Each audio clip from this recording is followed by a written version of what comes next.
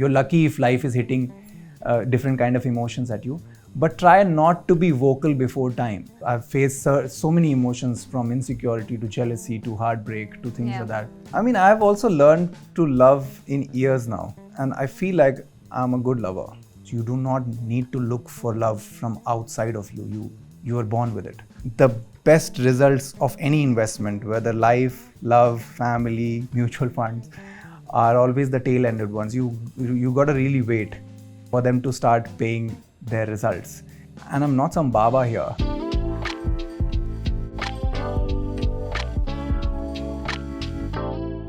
Hi Pranav, thank you for coming. I've of course been a consumer and customer of Huemn and of your poetry, so it's a pleasure to have you. So thank you for coming here and spending some time with us and chatting with us. It's a pleasure to be in your company. So, I was very intrigued and I really wanted to ask you this question in particular, that, how do you kind of reconcile your calm, poetic side with the fast-paced commercial world of fashion, the classic sort of entrepreneur versus artist world? How do you manage that and balance that? That's the same question that I ask myself also many times. I think my background plays a huge role into the person that I am. And then my education plays a certain influence in the work that I do in the fashion field. Because my background is not fashion. My father was a poet, and there's a little bit of education in the academic kind of setup.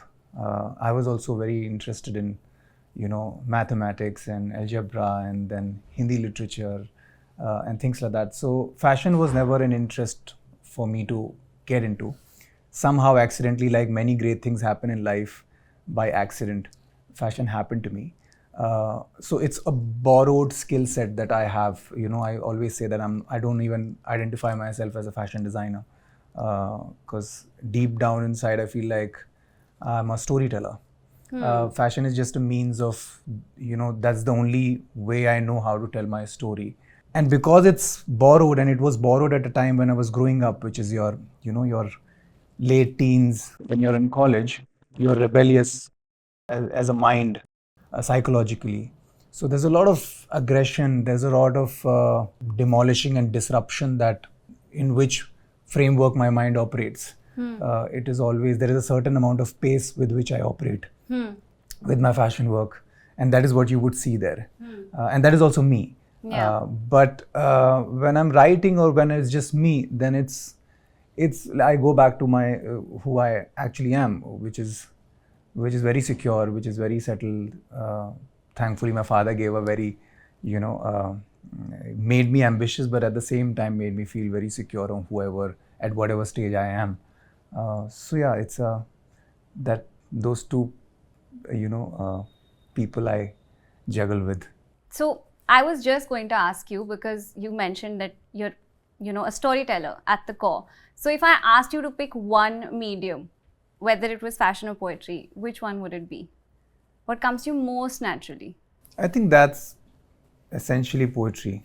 Okay. Fashion also is my work that puts the bread on the table. So you cannot sustain as a poet if you don't eat. Are you saying poets can't sustain themselves anymore? I mean, I enjoy the privilege that I don't have to earn my bread through my poetry. Fair. And that is why there is no either urgency or any kind of, it's just me.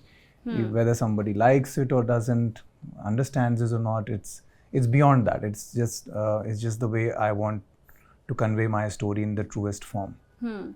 Fashion, obviously, it's a business at the end of the day. So there's, at one level, like how I design my work in fashion also is like a 30-70 divide, which is 30% your familiarity and 70% innovation. So you have to keep your customers in mind. You have to make things which have a certain sense of familiarity of how they understand fashion, and then implement your innovation there, which is where it moves on to something new in the future.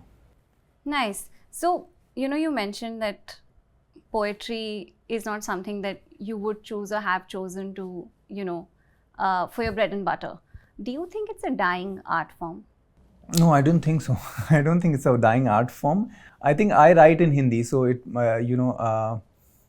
and to be very honest, there are many Hindi language poets as well. The vacuum is that language, just like many things in life and in this world, also plays a huge role in a certain sense of class divide, psychologically. So when, say, someone's communicating, I mean, probably India, it's at large. When someone's communicating their thoughts in English, it's very, organically thought to be very elite and profound. Yeah. But somebody who might not be that comfortable with that language, it is my second language. I learned it. Yeah. I was born in a Hindi-speaking family. Yeah. So I think we as a society play less importance to the thoughts or the brain, and more importance to the sound and the language that we speak, which is where I feel my contribution, where I am also very vocal in terms of the way I write, whether it's my poetry or whether a little bit of tongue-in-cheek humor that I play on my social media also, is just a way to communicate that the land where I belong to, which is UP and many other states adjoining, I've firsthand seen where children are so ambitious and they're so driven and they're so talented, but they're made to feel insecure at a very, very early stage of their life because of just the fact that they might not be that comfortable with a language which is not their first language. Yeah, that's a very fair point. In fact, I was discussing with somebody I know recently that we still live in such a colonial hangover where, let's say, an Indian is not very fluent in the English language, as you said. We almost judge that because, we don't consider it, as you said, elite, right? But at the same time, let's say there's a Greek person to whom also English is the second language, as you said. If they falter in English, we don't judge that because we're just so fascinated by the white skin that, let's say the Italians, the French, the Greek, who anyway would not even talk to you in the English language if you were visiting their country, we're okay with that. But if people we know, make grammatical errors or are not that fluent in English, then we're almost judgmental of it. So it's an unfortunate reality, that we live in. It is, and just to add to that, very recent change that I've seen in society, and a huge credit goes to the Gen Z, the new generation, is whether it's just somewhat entertaining to celebrate the old 80s, 90s culture, but the younger community is far more vocal about their culture, about their music, about the lingos, about the curse words that they use now in your primary Hindi language and their local languages. And you could see in just how content creators are communicating. So there is a certain sense of pride in where you come from. And I definitely see that mindset shifting. This is the time for India and many such, cultures adjoining Indian, boundaries. People have started to sort of celebrate their identity. Yeah, no, completely agree. And, you mentioned, of course, that you're from Lucknow, which is, very soulful and chaotic in its own sort of way. How much of Lucknow do you still carry in your heart? Everything. Really? Yeah, and maybe that is the reason Huemn might have a certain different kind of language. At the end of the day, it's also making a t-shirt, it's also making a shirt. Those are products, and I don't give so much importance to products any day. I always say, however sustainable things are in your wardrobe, you give it a period of time, you add a certain amount of time to it, it'll get damaged. What you have to say, what you represent, what you stand for is timeless. I think Lucknow brings that to the table. Very interesting. I had seen one of your interviews where you mentioned that when you started out, for the first 9 months in your store, your first store ever, you sold one garment, right? What is your take on failure? I think now when I look back, it seems even very romantic to me. Retrospectively. Because I've survived that time, and not just once, many times, because it was started from scratch without any, any external body fueling the company, because also we did not have an idea how to set up a business. I don't belong to a business family, as I said. But I think it just, these are very important things in life. Like, for example, that could be one of the very small things in my life, right? 9 months selling one product, and eventually you have to shut the store. And you have to take a different road to where you want to go. Yeah. And you don't want to change where you want to go, but now you have to change your direction. Yeah. Same goes with, say, my father's death, or or many separations that I would have had. I've enjoyed enough love in my life, and at all these points in your life, you fall down, but it is so important to fall down, because every time I've fallen down, there is something or the other that I have learned. Yeah. That is how I look at it. I mean, it is obviously tough. It's far difficult, than how I'm putting it in words. Yeah. When you face it, Correct. It takes the life out of you. But I also say, and I truly believe in business, idea, family, marriage, relationships, friendships. The only thing that stand the test of time are the ones where it becomes harder for you to breathe without them.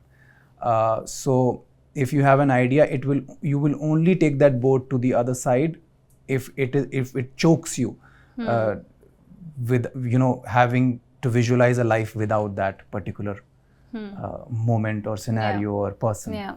I think that is what has kept us and got us till here. Yeah. So, of course, now Huemn has been around for about a decade. What I wanted to ask you was, when you started the brand, you of course went through your peaks, troughs mostly. The peaks are now. What was your vision for the brand? Did you want to make it inclusive, or was it meant, let's say, for almost, let's say, the snooty, people wanting exclusivity? I'm the kind of person who's very interested in scale. Masses. Yes, I mean, at the end of the day, if I'm here to contribute in this world, it should affect many lives. Yeah. Even when I talk about sustainability, I feel like we have to deal with such strong subjects which are so important, but we have to be more inclusive about the landscape and about the people that within what diameter we are having those dialogues. Yeah. So we always wanted to build a very inclusive world. It's just that the qualities or the craftsmanship that goes behind making a human product, there is a certain price point, which is, I would say, it's my inefficiency to crack better price points to include more people. But I do not segregate audiences based on their income groups or what they have there in their wardrobe, because inside I am not that person. I don't judge people by how much wealth or what they bring to the table in terms of finances, but what they represent and what they stand for. And luckily we see our brand going in that direction, where our communication is designed in a manner which is philosophical and intellectual because of the community that makes it. We are all a bunch of people who take interest in reading, art, literature, travel. So in a way, that's also a contribution to the society, where you introduce a new poet. At the time when I introduced Bukowski, and he's one of my most favorite poets, and there are many others. When we introduced, I somehow knew that there will be a handful of number of people who might have heard of Bukowski's name within my consumer base. But now that's where my contribution is. Somebody might, and even if it's just one person, might have just bought that T-shirt for them to feel like they also belong to a intellectually stimulated community.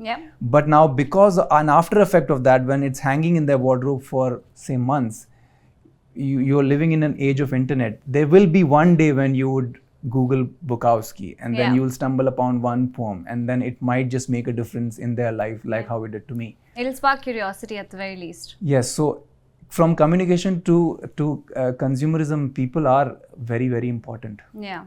No, the 100%. More the merrier. Yeah, of course. And maybe once you're kind of dealing with the inefficiency that you're saying, the price point can be something that's very, very accessible as well. Yeah. Now, as our production increases, I often try to make sure customer is at the primary focus of our company. Yeah. And I'm very mindful of the customers that I'm dealing with, which is India. Yeah. So it's the premium in India is very different from a premium in Europe. 100%. And I think that is what I realized when I got into retail, say 3 years ago, which is where I feel most of the Indian designers are not doing justice towards. They're still, clouded by that premiumness comes at a certain price point and the brand is going to be devalued. And I'm trying to demolish that, belief. Yeah, of course. As I said, I've been a human consumer and customer, right? And the one thing that I noticed was that the design language of Huemn is very unique, right? The graffiti is bold, red. There are stains of blood. The jeans are ripped. So my question to you, Pranav, is who hurt you? Why are the designs like this? That's I think this is the first time I've actually someone's framed that question. But I mean, I've not thought about it in that light. But to be very honest, I've always felt that we all are, at the end of the day, alone creatures in this world. No matter how big your community or surrounding is, no matter how happy your family is. Yeah. But there are moments when you are completely by yourself. Yeah. You are an individual.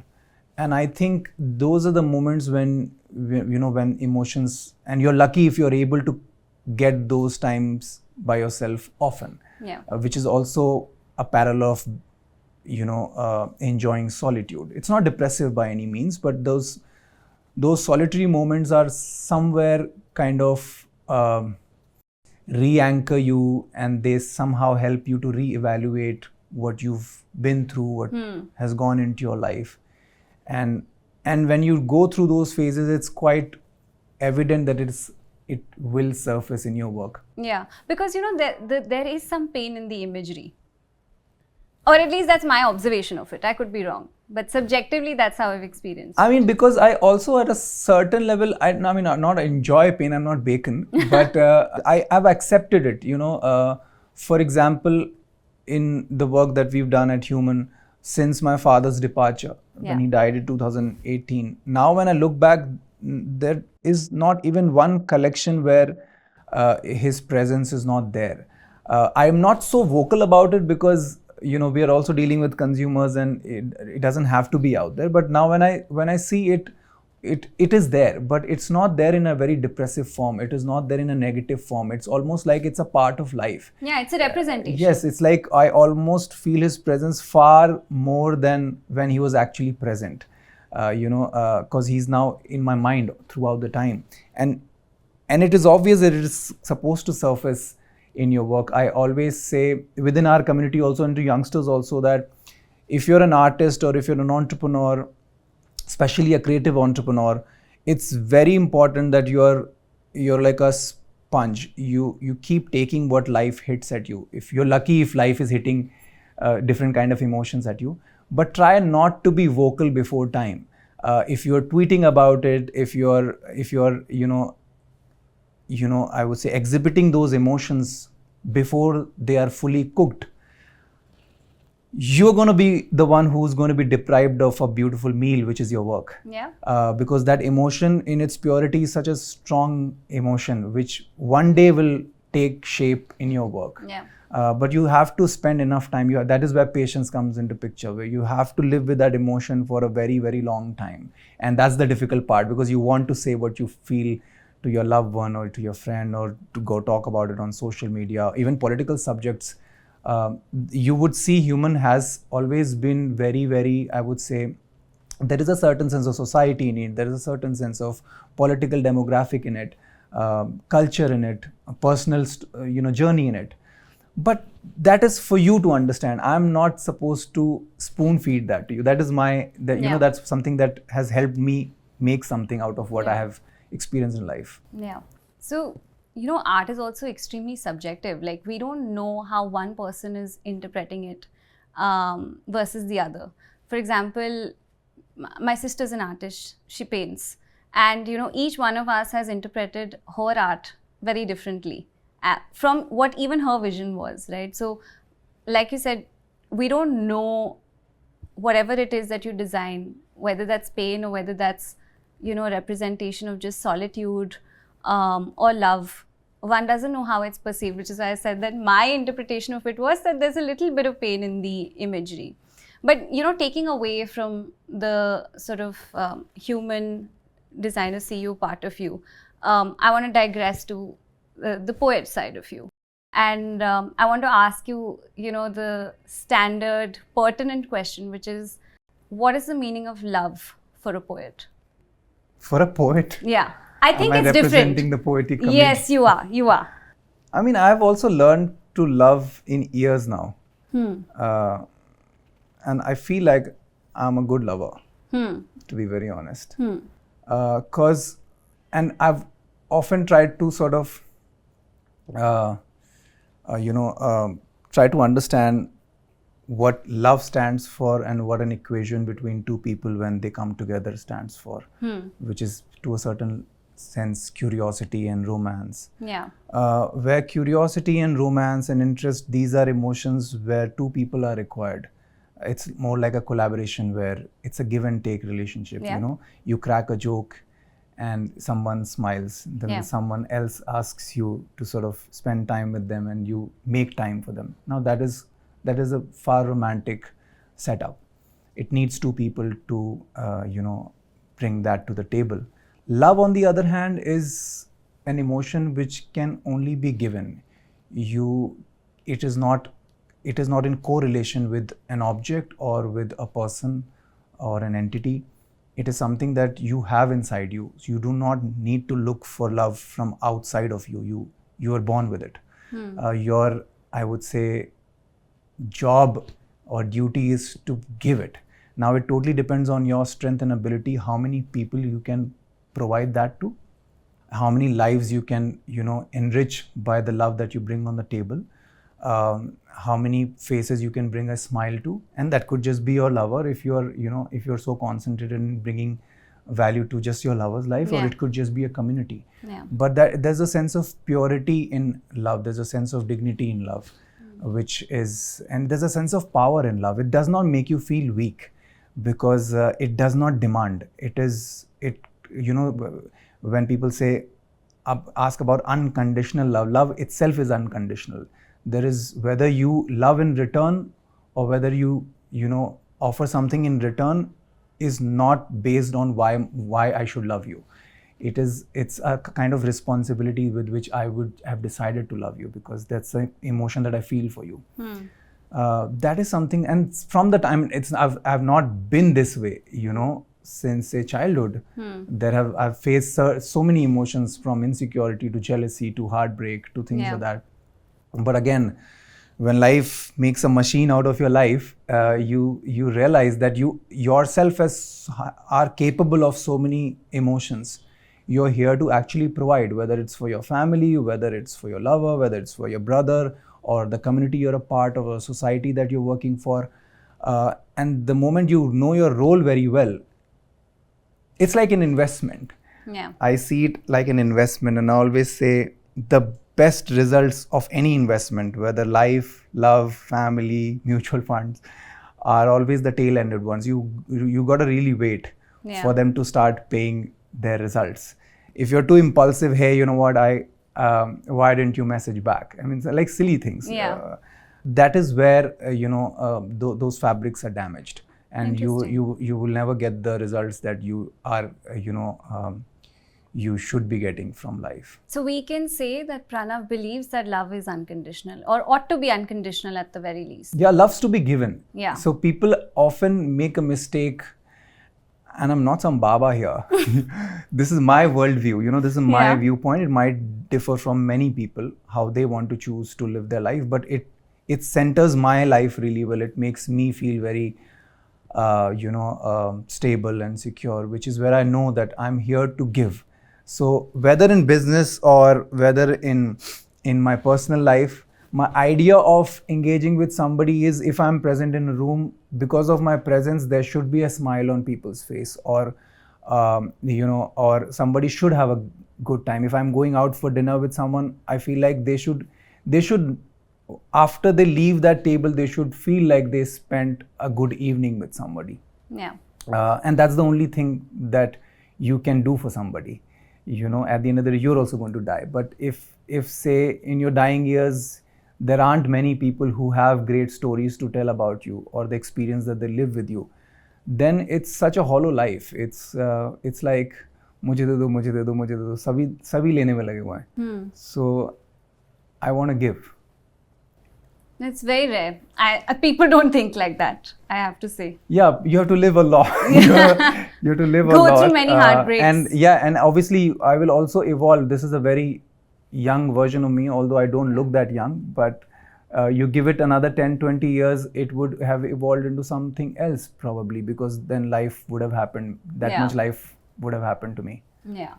Have you watched Indian matchmaking?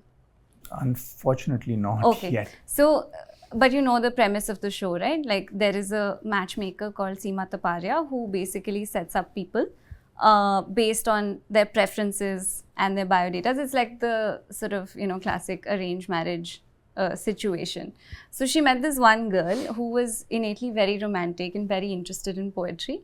And, you know, she of course told Seema auntie that, you know, find me someone who's romantic and find me someone who's poetic, you know, because I really enjoy writing and I enjoy reading it. And even if he doesn't write, it's okay. Like maybe he can just listen to me. And she said something very funny. She said that, you know, you don't need to be with someone who's a poet. You can always just read a book, you know.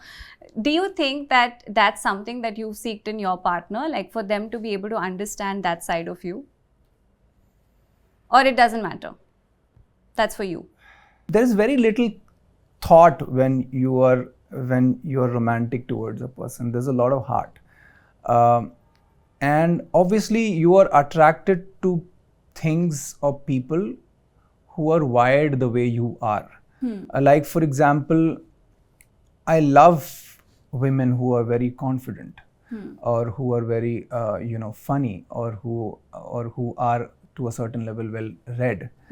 So I'm already drawn to people, like I'm already drawn to brains like that. So it's very rare that I would be drawn to somebody who does not have those you know, interests. True.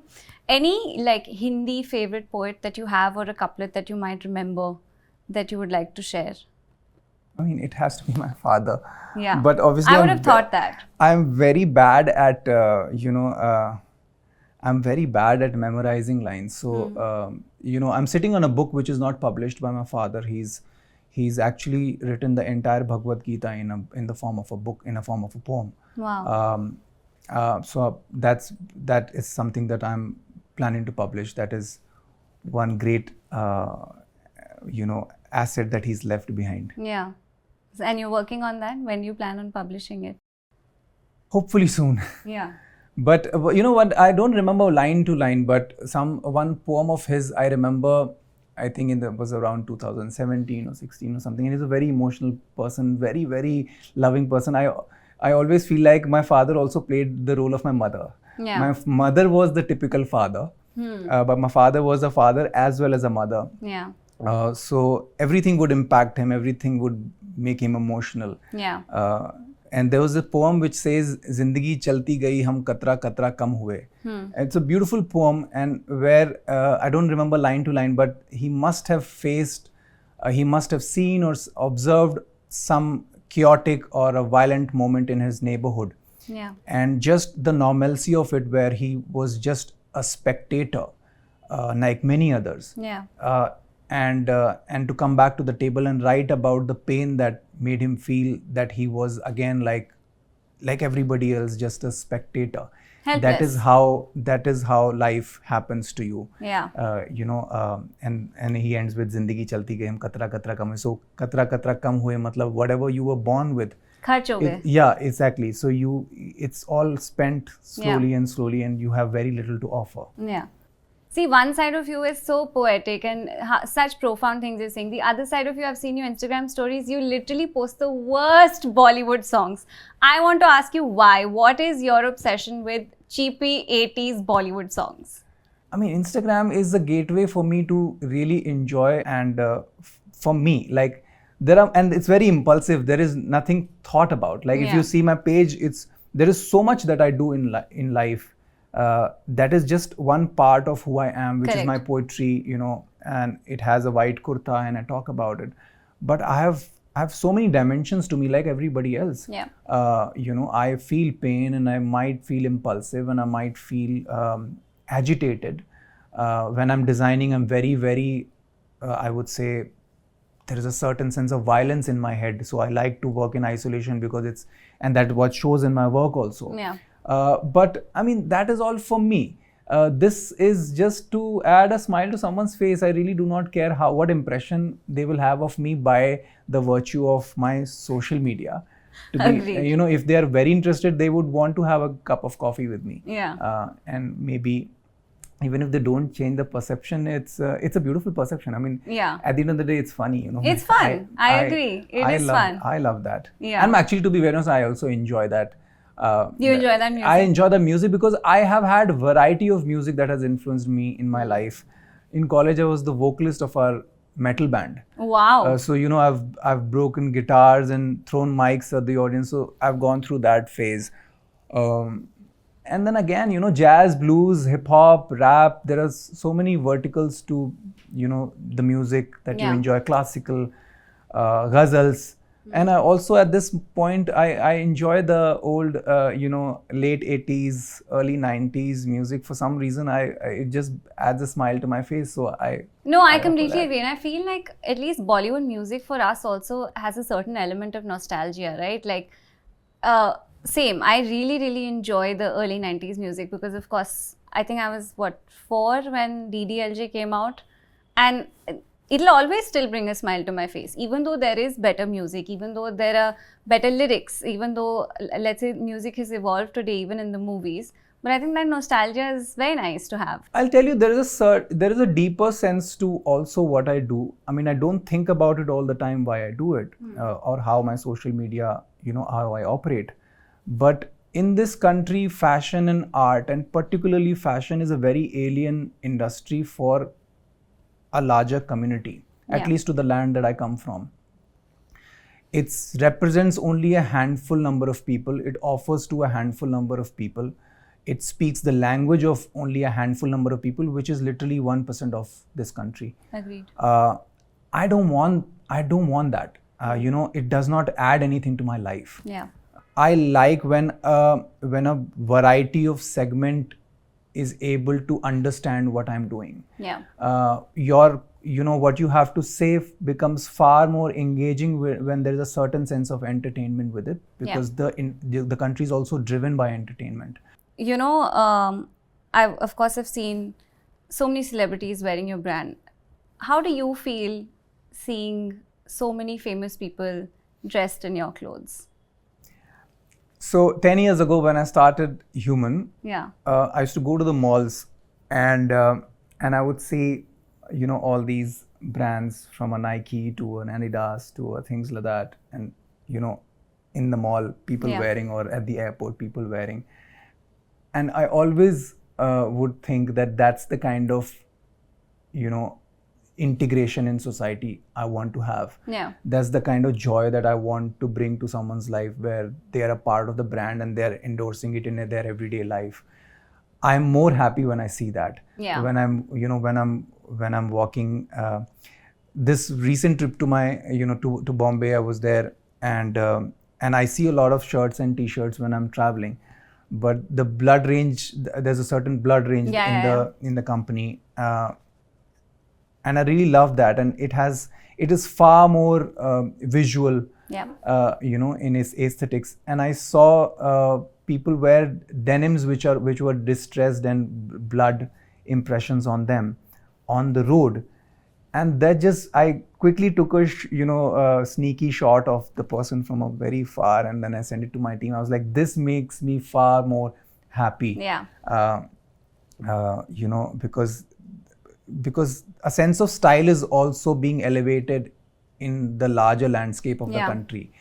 celebrities, influencers, artists definitely help do that. Yeah. So they are stakeholders. Yeah. They're almost like my partners. Even if they're consuming it, they are actually helping the brand to make a larger section of society understand better taste. Yeah.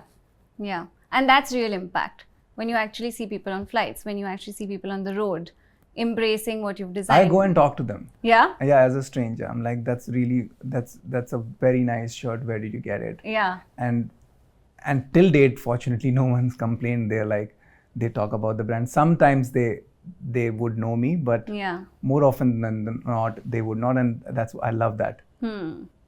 Yeah, I can imagine. It must feel really good. Yes. Yeah. So you've been doing Huemn, as you said, we've discussed 10 years with Shama. What is your vision for the next 10 years? How do you see the brand evolving? How do you see yourself evolving even as a poet, outside of course, publishing your father's book? So that's a very heavy question. Yeah. I mean, Huemn has certain, in terms of financial, in terms of growth, it's on an upward curve. It's a cash-rich company. It's profitable. It's only 2.5 years into retail. First 8 years went into the development of the foundation of the company. So most of our operations, we had an agent in Paris during Paris Fashion Week and Shanghai. And once we entered retail, we concentrated on our effort. And primarily, it is an e-commerce business in the country. Eventually, in the next couple of years, we will also look into, diversifying into physical retail. But at the right time, we have a certain vision of the kind of stores that we want to because also the expectation in the market is it has to be a cultural moment rather than just a physical retail. I'm confident on the numbers, but I want to step into that at a point where I do justice to the community that we have built and the expectations that they have from us. Yeah. Please feel free to take real estate advice from me whenever you're building that. 100%. But that's really lovely, and I'm of course very excited to see where Huemn goes. And you have so much that's on your plate. How do you unwind after hours? What do you do to relax? So many things. Depends on the day. I love getting dinner with someone. That brings so much joy. Yeah. Writing is obviously it's work, but then also enriches my life. Therapeutic. Yes, and then reading holds certain hours in the day, morning and evening. Yeah. Which also I really enjoy. Yeah. And sometimes just like, I don't know, like opening your phone and scrolling through memes. Mindlessly reels. Memes and this and that. I do that a lot. Yeah. Just like how everybody operates. Yeah. I would say. But everybody's not reading 2 times a day. So that's different only. They should. They should. I agree. I end up reading for like 15 minutes before sleeping, but that's the only time I get in the day. Because there are at least 2-3 books that I read at one time. So the nature of those books are also very different. The morning is more, I would say, entrepreneurial in nature and growth and things like that. Yeah. Because morning is a different mindset to run the company.